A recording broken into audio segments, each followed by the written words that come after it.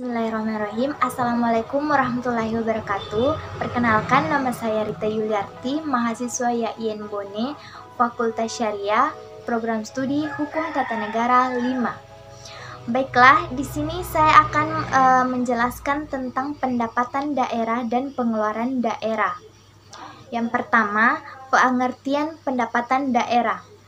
Pengertian pendapatan daerah menurut Undang-Undang Republik Indonesia Nomor 23 Tahun 2014 tentang Pemerintahan Daerah Pasal 1 Angka 35, yaitu penempatan daerah adalah semua hak daerah yang diakui sebagai penambah nilai kekayaan, penambah kekayaan nilai bersih dalam periode tahun anggaran yang bersangkutan.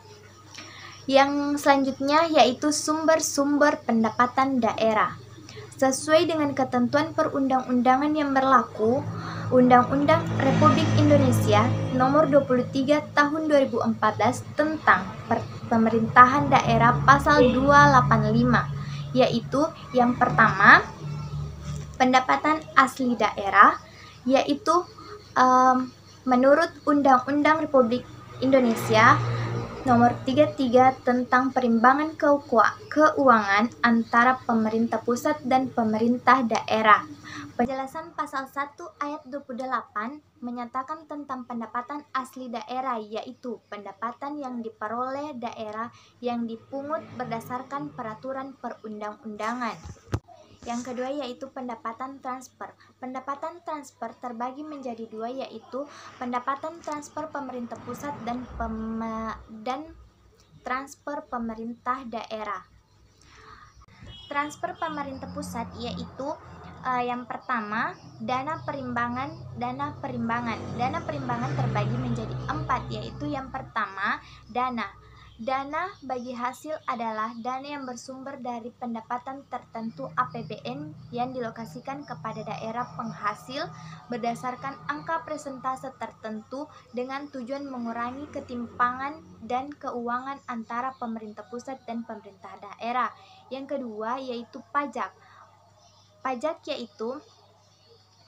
yaitu diambil dari pajak bumi bangunan, pajak penghasilan, pasal 25 dan pasal 29 wajib pajak orang pribadi dalam negeri PPh 21.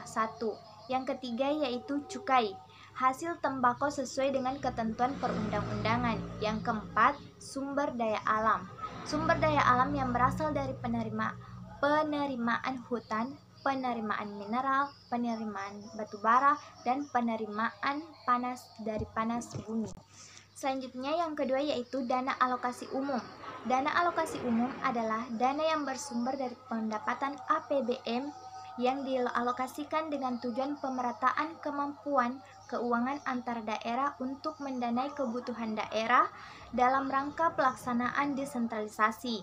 Yang ketiga yaitu dana alokasi khusus, adalah dana yang bersumber dari pendapatan APBN yang dialokasikan kepada daerah tertentu dengan tujuan untuk membantu mendanai kegiatan khusus yang merupakan urusan pemerintah yang menjadi keuangan daerah.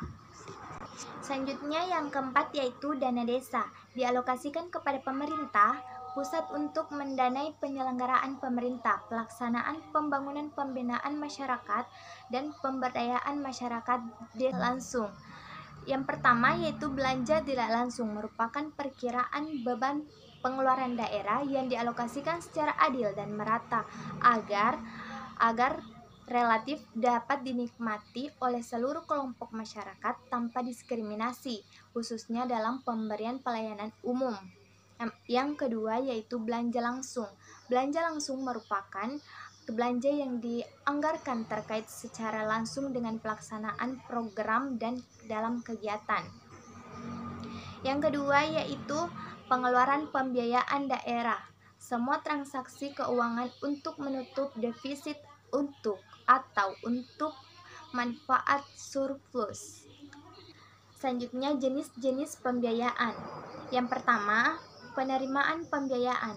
Penerimaan pembiayaan merupakan semua penerimaan yang perlu dibayar kembali, baik pada tahun anggaran yang bersangkutan maupun pada tahun-tahun anggaran berikutnya.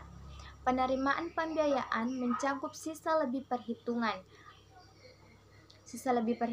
anggaran tahun anggaran sebelumnya, pencarian dana cadangan, hasil penjual kekayaan daerah yang dipisahkan, penerimaan pinjaman daerah, penerimaan kembali pemberian pinjaman, dan penerimaan piutang daerah. Yang kedua yaitu pengeluaran pembiayaan, merupakan pengeluaran yang akan diterima kembali baik pada tahun anggaran yang bersangkutan maupun tahun anggaran berikutnya.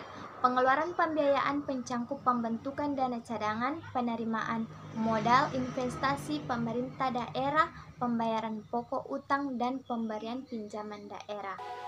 Itulah tadi pemaparan dari saya. Lebih dan kurangnya mohon dimaafkan. Assalamualaikum warahmatullahi wabarakatuh.